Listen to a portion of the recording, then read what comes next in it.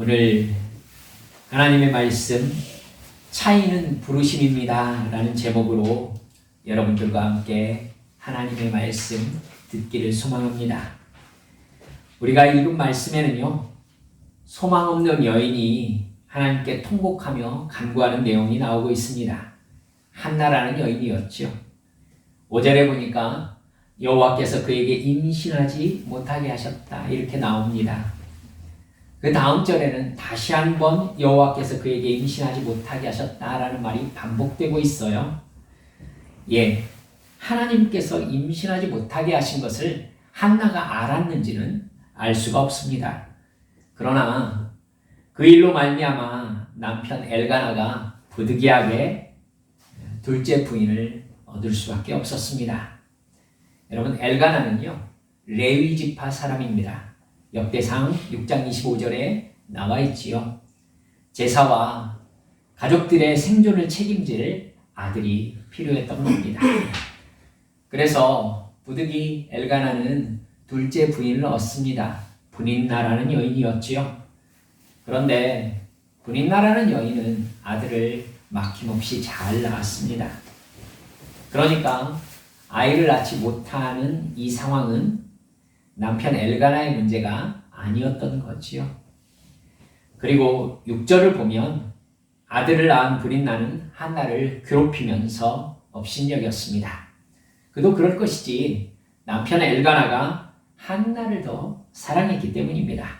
브린나 입장에서는 자기가 아들들을 낳는데 남편은 한나를 더 사랑하니까 브린나가 더 속상할 법도 하겠지요. 매년 하나님께 가족 제사를 드리러 실로에 있는 성소에 올라갈 때 엘가나는요, 제사를 드리고 난 후에 브린나와 그 아들 딸에게 제물을 각각 한 몫씩 나누어 주었습니다.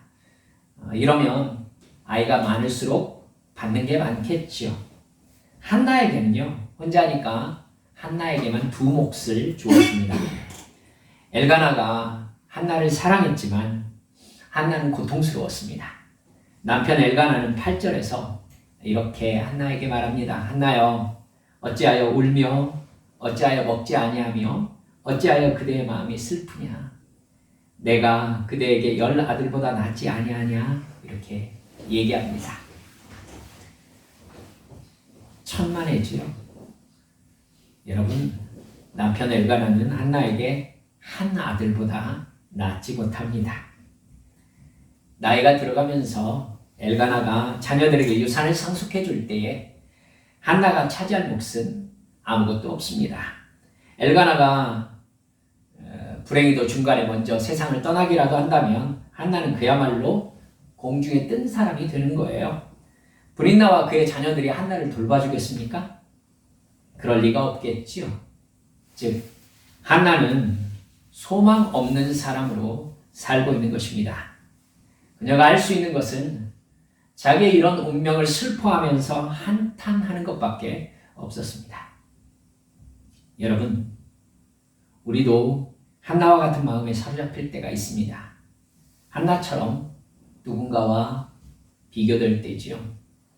어렸을 때부터 우리 부모들은 성적표를 두고 누구네 아들들은, 누구네 딸은 공부도 잘하고 해서 그 사람의 차순이 성적 차순인 것처럼 우리에게 교육시켜 오셨습니다. 착한 아이도 있지만은 착한 것은 언제나 공부의 그 다음 번째 이야기였습니다. 그러니까 오히려 우리들의 머릿속에는요, 공부 잘하는 아이가 착한 아이처럼 인식되어 있지요. 그런 비교를 많이 당했는데 제가 이 나이가 되다 보니까 그것은 절대 아들이나 딸의 탓이 아니라는 것을 이제 정말 알겠더라고요. 지능과 심지어 공부에 흥미를 느끼고 누군가의 말을 잘 듣는 성향까지도 부모의 유전 비율이 상당히 높다는 연구 결과들이 속속 발표되고 있습니다. 유전의 영향이 생각보다 상당히 큰 영향을 끼치는 것이죠. 개몽주의 철학자였던 루소는 사람을 백지로 태어나는 것처럼 표현을 했는데 아니라는 것이 상당히 많이 밝혀져 있습니다. 백지로 태어나는 게 아니라 상당히 많은 부분이 세팅되어서 태어난다는 것. 여러분 알 수 있겠죠. 여러분이 아마 여러분들도 지금쯤이면 그걸 느끼실 수 있을 것 같습니다. 다른 집 자녀들보다 나의 자녀들이 공부를 못하고 말을 잘 안 듣는 건 자기가 그렇기 때문일 가능성이 높습니다.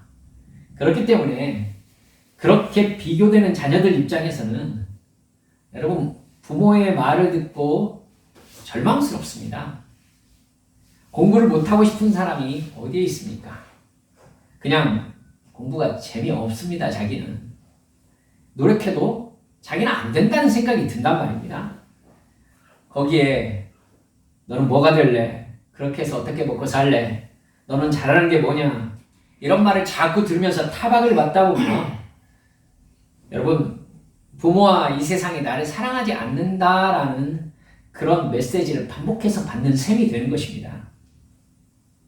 세상 사람들이 나를 다른 사람과 비교하는 기준이 공부, 그리고 그 뒤에 이어지는 착함, 여타의 할 수 있는 것이 무엇이냐, 이런 것들로 자리 잡혀 있다는 것을 새기게 되면서 그걸 가지고 있지 못하면, 그런 기준을 가지고 있지 못하면 자기는 그것이 없구나라는 열등감을 가지게 되겠죠.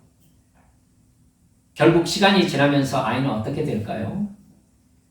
나는 스스로에게도 내가 별 쓸모없는 사람이구나 라는 인식을 가지게 됩니다. 그러면 이 아이에게 이제 자기만의 반응이 나타나기 시작합니다. 바른 사람, 좋은 사람으로 살아가고자 하는 의욕을 잃어버리는 것이죠. 나름대로 착한 일을 해도 부모가 알아주질 않습니다. 공부도 못하는 것이 라는 말이 뒤에 따라붙는 거예요. 열심히 공부해서 나름 성적 올랐는데 30등에서 25등 오른 것이 옳은 거냐는 타박이 돌아옵니다. 그러면 이 아이는 무엇을 위해서 공부하겠어요? 뭘 위해서 착한 일을 하겠어요? 노력해도 보람이 없는 겁니다. 아이에게 부모는 사실은 100%인데 아이들이 노력할 의미를 잃어버리는 것이죠. 결국 그렇게 자기 인생에서 별 바랄 것이 없어져 버린 아이들에게 나타나는 증상이 무엇입니까? 여러분 저도 중고등부와 청년부를 가리키면서 이런 것들을 좀 깊이 생각할 기회들이 있었는데요. 그렇게 자기 자신에 대해서 자꾸 부인당하는 가정에서 자란 아이들이요. 자기가 뭘 하고 싶은지를 모르는 경향이 많습니다. 격려와 칭찬을 받아야 내가 무엇을 잘하는구나, 무엇을 해서 가치 있는 삶을 살 수 있구나 라는 기준들을 잡아가고 범위를 좁혀갈 수 있거든요. 근데 뭘 해도 칭찬과 격려는커녕 질책과 지적과 비교만 당한 거예요. 그러니까 내가 뭘 할 수 있는지, 내가 뭘 좋아하는지를 생각할 여유를 잃어버린 겁니다. 무엇인가를 좋아해도 되는지부터 고민하게 되는 거죠. 자기가 이걸 좋아한다라는 생각이 들면 이것이 가치가 있는가, 즉 엄마 아빠가 이걸 알면은 어떤 반응을 보일까, 다른 사람들이 나에게 뭐라고 할까를 먼저 생각하는 거예요. 그러면 자기가 좋아도 자기가 먼저 자기 비판을 하는 겁니다. 그래서 그건 아니다 하면 자기가 버려요.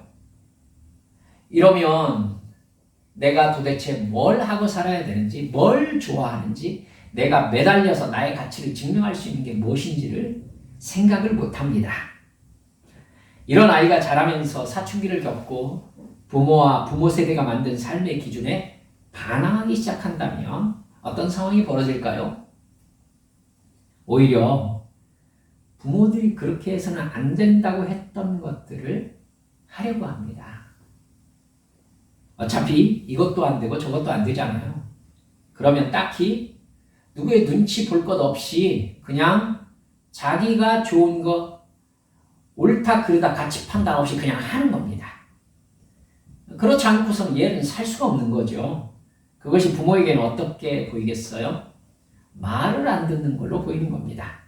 이렇게 자아가 형성되면 자기보다 비교 우위에 서 있는 존재들에 대해서 여러분 반항적으로 반응하는 성향이 자리 잡게 됩니다. 자기보다 위에 있는 사람들을 악과 같은 범주에 두는 것이죠. 그러니까 차이로 인식하지 못하고 차별로 인식하는 겁니다.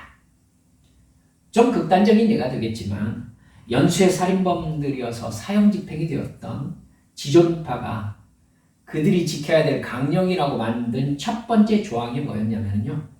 돈이 많은 자를 증오한다였습니다. 여러분, 나보다 돈이 많은 것이 악입니까? 세상이 돈으로 자기들을 차별한다고 생각하는 거예요. 그러니까 자기보다 돈 많은 사람들은 악이라고 생각하는 것입니다. 자기가 세상의 기준이니까요. 그러니까 차이를 이해할 수 있는 가치관이 어려서부터 형성될 기회를 잃었던 겁니다. 한나의 마음에 들었던 절망과 고통을 여러분 가볍게 생각하지 마시기를 바랍니다. 브린나는 한나 자기를 미워하고 괴롭히고 있습니다. 나는 왜 아이를 낳지 못하는지 알 수가 없습니다. 생명의 주관자가 하나님이라는 걸 믿는다면 이건 틀림없이 하나님이 아이를 낳지 못하게 하신 겁니다. 그것으로 인해서 자기는 지금 고통스러울 뿐만 아니라 앞으로도 계속해서 불행하고 고통스러울 것이 예상되고 있습니다. 여러분, 이게 정말 문제인 거죠. 앞으로 어떻게 하느냐는 거죠. 그래서 답이 없는 거죠. 이런 삶을 살라고 하나님은 나를 이 세상에 보내셨는가? 이것들이 다 내 책임인가? 브린나가 나를 괴롭혀서 너무 싫지만 사실 원인은 자기에게 있다는 생각 왜 안 들겠습니까? 자기가 브린나라도 남편 엘가나가 아들을 낳은 자기보다 한나를 더 사랑하면 여러분 한나를 괴롭히고 싶지 않겠어요? 마음이? 여러분 브린나 입장에서도 왜 자기를 미워하는지, 왜 자기는 한나보다 사랑받지 못하는지 화가 나는 인생 아니겠습니까? 여러분 한나는요 이 모든 상황이 사실은 이해가 갑니다. 그리고 내가 뭘 어떻게 해야 될지 알 수가 없습니다. 이러니까 소망이 없는 거죠. 신앙인에게 이런 생각이 없을 것 같습니까? 아니에요. 신앙인도 자기의 고통에 대해서 왜라는 질문을 계속 하는 경우 많습니다. 왜 나에게 이런 고통을 주셨는가? 왜 저 사람에게는 저런 복을 주시고 나에게는 주시지 않는가? 이런 비교와 열등감과 괴로움이 마음에 깊이 들어오면요. 그 사람은 하나님께서 사람을 차별 대우하신다고 생각하게 됩니다. 원망과 불평이 마음에 깊이 자리 잡게 되겠지요. 똑같이 신앙생활하는데 누구는 소원이 이루어지고 형통하고 복을 받는 것 같습니다. 그러나 유독 나에게는 그런 복이 주어지지 않는 것 같습니다. 누구는 복을 받아서 사장이 되고 나는 신앙생활 열심히 하는데도 여전히 기회를 얻지 못하고 대리와 과장에 머물러 있습니다. 하나님이 차별 대우하는 것 같은 겁니다. 말씀드렸듯이 누구의 간증을 들으면 그럼 나는 왜 이러는 건가? 왜 하나님이 나에게 저런 기회를 주시지 않는가? 괴롭히게 되는 거죠. 자기 자신을. 고통스럽습니다. 여러분 혹여 이런 생각 가지신 적이 있으십니까? 이럴 때 그 고통을 해소하려는 본능적인 반응이 무엇입니까? 여러분 미움입니다. 질투죠. 그런데 성경은 그것을 뭐라고 합니까? 죄라고 말씀하시는 거예요. 이러면 나는 아무 곳에도 갈 데가 없습니다. 여러분 한나가 브린나를 질투하는 것은 당연한 겁니다. 브린나 입장에서도 한나를 질투하는 건 당연한 거예요. 근데 브린나는 소망이라도 있지. 아들들을 낳았으니까. 한나는 아무 소망도 없어서 사실은 미움과 질투밖에 할 게 없잖아요. 그런데 그걸 죄라고 해버리면 한나는 어디로 가야 됩니까? 나는 어떻게 살아야 되죠? 내 인생의 의미는 무엇입니까? 누가 나를 사랑해 줍니까? 누가 내 곁에 있어 주죠? 하나님은 과연 나를 사랑하십니까? 나에게 복을 주고 계십니까? 오히려 나를 미워하는 것은 아니십니까? 그렇게 마음이 흘러가면요, 교회에 다니면서 하나님을 사랑한다는 것이 무슨 의미가 있는지 생각하게 됩니다. 이렇게 힘든 마음을 가진 사람들이 마음을 그냥 하나님을 향한 소망을 접고 세상으로 향해서 하는 행동이 뭐냐면 돈을 악착같이 모으기로 결심하는 겁니다. 그래도 내가 이 정도라면 그냥 세상의 재미와 즐거움을 누리는 방법밖에 없는 거죠. 그 방법을 이루어줄 수 있는 게 여러분 돈입니다. 비슷한 친구들 만나서 여행이나 실컷 다녀야지. 맛있는 거 먹고 살아야지. 임영웅 공연 다녀야지. 복잡한 생각하지 말고 그냥 지금만, 오늘만 살아야지 생각하는 겁니다. 인문학 분야의 책 중에 베스트셀러에 오래 올라 있는 게 전승환 작가가 쓴 내가 원하는 것을 나도 모를 때라는 책이더라고요. 마음이 힘든 사람들을 위로하는 책이라고 하는데 거기에 상당히 많이 나오는 관점이 나만 그러는 것이 아니다는 걸 잊지 말라고 얘기하는 것이었어요. 저는 많이 놀랐습니다. 너만 그러는 게 아니야. 여러분, 그게 위로가 됩니까? 위로가 되나 봐요. 나만 그런 게 아니구나. 세상 모두에게 위로가 필요하구나 라는 걸 깨달으면서 오히려 내 마음을 위로하라는 겁니다. 생각이 많아지고 네 곁에 누구도 힘이 되지 않아 외롭겠지만 가끔은 모두가 그렇다는 사실을 잊지 마. 내 사람 같은 친구도 나를 이해하지 못하고 함께 살아온 가족조차 너를 쓸쓸하게 하지만 사실은 깊이 사랑하고 있다는 사실을 잊지 마. 도대체 무슨 말인지를 모르겠어요. 이런 이야기에 감동받으면서 이 감동이 제대로 된 감동일까 저는 솔직히 의심스럽습니다만 내 인생의 근본적인 슬픔과 고통을 그냥 일반적인 문제와 해결로 그냥 덮으라는 거잖아요. 지금 너만 그러는 거 아니야. 다 그렇게 살아. 이건 해결이 아니라 덮는 거죠. 그 관점은 불교적 관점이에요. 캐봐야 답은 없다예요. 캐봐야 답은 없다. 그러니까 네가 처해 있는 상황 그대로 그냥 살아. 그 얘기하고 있는 거잖아요. 거기에서 네가 즐길 수 있는 걸 즐겨. 여러분, 한나도 어떻게 되겠지 하면서 그냥 먹고 싶은 거 먹고 가고 싶은 거 가고 하고 싶은 거 하기로 마음먹었다면 어땠을까요? 어차피 내가 어떻게 한다고 바뀌는 것도 아니잖아요. 하나님이 이렇게 태어나겠다면 뭐 어쩔 수 없는 거 아니겠어요? 하지만 여러분, 한나가 성경에 기록된 부분이 어떤 부분이냐면요. 이 문제를 하나님의 부르심으로 해결했다는 점 단 한 가지예요. 뭘로 해석했다고요? 하나님의 부르심으로 해석했다고요. 내가 해결할 수 없는 문제 앞에서 절망과 고통과 원망과 미움으로 반응하는 것은 이 세상 사람들이 다 하는 일반적인 반응입니다. 그렇게 태어나서 그렇게 키워졌고 이런 성향을 가진 사람으로 자랐습니다. 그렇게 살아오다 보니까 여러분, 내 인생에서 해결할 수 없는 어떤 본질적인 문제에 도달했어요. 그렇게 살아오다 보니까, 이렇게 키워지다 보니까, 여러분, 그 문제에 딱 도달하고 나면요, 이 문제에 대해서 내 태도를 정확하게 하지 않으면 내가 내 인생의 의미를 상실할 수도 있겠다라는 생각이 드는 순간이 있어요. 내가 이걸 어떻게 해석해야 되지? 여기에 대해서 내 태도를 어떻게 결정해야 되지? 이걸 외면하고서는 내가 이 다음 인생을 어떻게 꾸려가야 될지를 잘 모르겠는 거예요.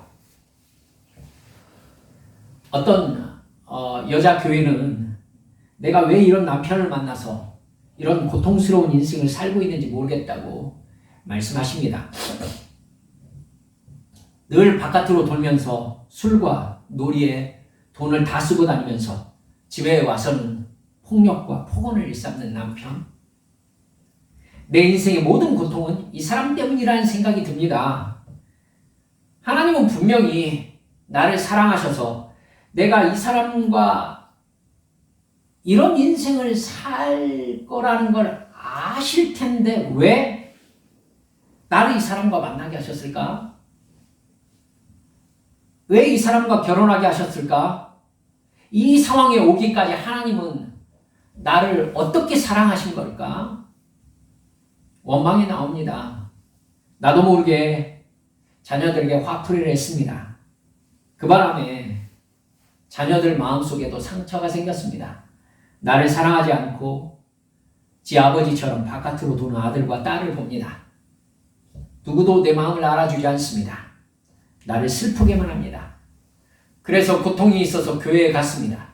그랬더니 뭐라고 그래요? 참으라고 합니다. 인내하라고 합니다. 답답하죠? 내 친구와 교회 사람들은 내 속도 모르고 자기 남편 자랑, 자식 자랑을 해댑니다. 나는 어떻게 해야 되죠? 속이 뒤집어져도 위선적인 미소를 띠면서 아이고 하나님의 은혜네요. 감사하네요. 행복하시겠어요? 나도 이런 삶을 살고 싶지 않았죠. 나도 행복하고 싶고 사랑받고 싶고 나도 은혜와 복을 받고 싶습니다. 하나님이 나를 사랑하시는 증거를 나도 한번 누려보고 싶지요. 이런 상황에서 하나님께 정말 실망하고 교회의 위선적인 모습들이 싫은 사람들, 더 이상 교회에 나오지 않기로 합니다. 아무런 도움이 되지 않는 것이죠. 근데 한나가 그렇게 반응하지 않았다고 말씀드리고 있는 거예요. 생각해보면 이 모든 일의 시작이 무엇입니까? 하나님입니다. 상황의 통제자, 내 인생의 주인이시니까. 어떤 때는 하나님께서 나보다 브린나를 더 사랑하는 것 같은 마음 있습니다. 그래서 어느 때는 하나님이 미웠습니다. 오히려 기도하기 싫을 때도 있었습니다. 그러나 내가 어떻게 해서 아들을 낳을 수 있는 게 아니었습니다. 아들이 없다면 어떻게 될까요? 결국 내 인생은 브린나 곁에서 구걸을 하며 살아야 되는 상황으로 몰릴 수밖에 없습니다. 남편 엘가나가 없다면 결국 이 집에서 쫓겨나는 상황이 될 수도 있습니다. 내가 살려면 어떻게든 하나님께 아들을 주시라고 해야 합니다. 아들을 끝내 안 주신다면요. 내가 어떻게 살아야 되는지 하나님께 응답을 받아야 합니다. 어떻게 하나님을 섬기면서 어떻게 내 인생의 대책을 가지고서 어떻게 기뻐하며 살 수 있냐는 것이죠. 한나는 이 모든 상황의 원인자이시고 이 모든 상황의 통제자이신 하나님 앞으로 나아가기로 마음먹습니다. 그동안은 그냥 제사만 드리고 돌아갔습니다.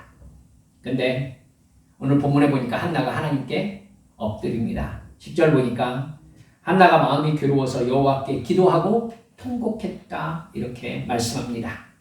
그녀의 마음에 얼마나 괴로움이 심했는지 알 수 있습니다. 말도 못하고 통곡부터 쏟아지고 있잖아요.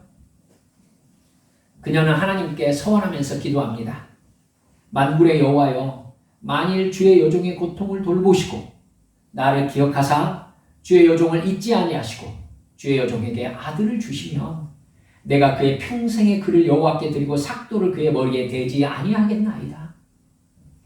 여러분, 그녀는 자기에게 아들을 주시면 그 아들을 하나님께 나실인으로 바치겠다고 서원 기도를 드리고 있습니다. 여러분, 나실인으로 바치겠다라고 하면 자기 아들이 아니에요. 그의 평생을 하나님께 드리겠다는 것은요, 여러분 아시잖아요. 엘리 제사장에게 모두 맡겨서 그의 인생을 제사장과 함께 사랑하는 사람으로 드리겠다는 것입니다. 그러니까 중세 얘기로 할 것 같으면, 불교 얘기로 할 것 같으면 머리 깎고 중이게 되겠다는 얘기고 수도원에 들어가겠다는 얘기가 되어버리는 것입니다. 그러니까 막상 아들이 필요한 한나와 아무 상관없는 아들이 되는 거지요. 자기 노후의 부양자이며 자기 인생의 유일한 소망인데 아들을 주시면 하나님께 바쳐버리겠다. 한나는요, 자기가 하나님께 저주받은 여자처럼 여겨지는 이 거절의 상황을 더 심각하게 생각하고 있는 것입니다. 한나는 기도 안에서요, 여종의 고통을 돌보시고 기억하사 잊지 아시고 3번이나 자기를 기억해달라고, 자기를 돌봐달라고, 잊지 말아달라고, 기억해 주시라고 반복하고 있습니다. 한나는 지금 아들보다 하나님의 구원을 소망하고 있는 거예요. 저주받은 여자처럼 살았습니다. 축복의 여자로 바꿔주세요. 저도 복 받고 싶습니다. 저도 소망 있는 여자로 살고 싶습니다. 하나님께서 내 기도에도 응답하신다는 증거를 나도 받고 싶습니다. 이렇게 원통함과 미움과 슬픔과 낙심 가운데 살지 않게 해주실 증거를 간구하고 있는 것입니다. 이 모습을 제사장 엘리가 보았습니다. 웬 여자가 오자마자 성소 앞에 앉아서 통곡하면서 무릎을 꿇더니 입술만 딸싹거리면서 앉아 있습니다. 엘리가 틀림없이 술을 마신 거라고 생각합니다. 그래서 여보 처자, 술을 좀 끊으시게 얘기합니다. 그러자 한나가 고백하지요. 내 주여, 그렇지 아니하니이다. 나는 마음이 슬픈 여자라. 포도주와 독주를 마신 것이 아니오 여호와 앞에 내 심정을 토하는 것입니다. 당신의 여종을 악한 여자로 보지 말아 주십시오. 내가 지금까지 하나님께 말씀드린 것은 내 원통함과 격분됨이 많기 때문입니다. 그러자 엘리가 대답하지요. 평안히 가라. 이스라엘의 하나님이 네가 기도하여 구한 것을 허락하시기를 원하노라. 한나가 엘리에게 대답합니다. 당신의 여종이 당신께 은혜 입기를 원하나이다. 이렇게 말하고는 가서 다시는 얼굴에 근심하는 빛이 없었다. 이렇게 성경이 기록하고 있습니다. 그 후에 하나님은요, 한나를 기억하사 한나의 태를 여셨습니다. 그렇게 태어난 아들이 사울과 다윗에게 기름을 부어서 이스라엘의 왕정을 시작하게 한 왕이자 제사장이자 선지자였던 바로 사무엘입니다. 나의 마음에 어떤 슬픔이 있습니까? 내가 외면하고 있는 마음의 고통과 원망과 미움이 무엇입니까? 그냥 마음 시끄러우니까 심각한 생각과 말은 하지 않기로 하고 살고 계시는 건 아니십니까? 그냥 교회에서도 겉껍데기로 그냥 해야 되는 기도 하고 별 기대 없이 집으로 돌아가고 계시진 않습니까? 우리 기억합시다. 내 안에 본질적인 질문, 내 인생의 근본적인 문제를 여러분 직면하지 않으면요, 우리도 껍데기로 살게 됩니다, 여러분. 저는 그런 의미에서 한나가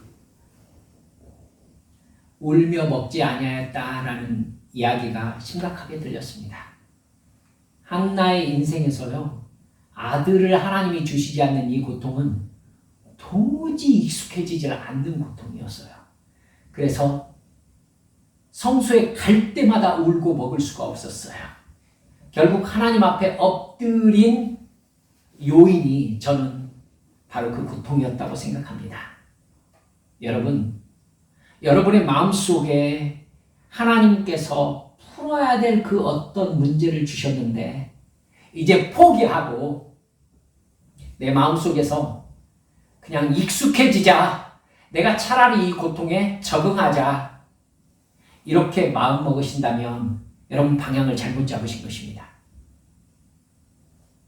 익숙해지지 않는 고통을 하나님께서 허락하신 이유가 있습니다.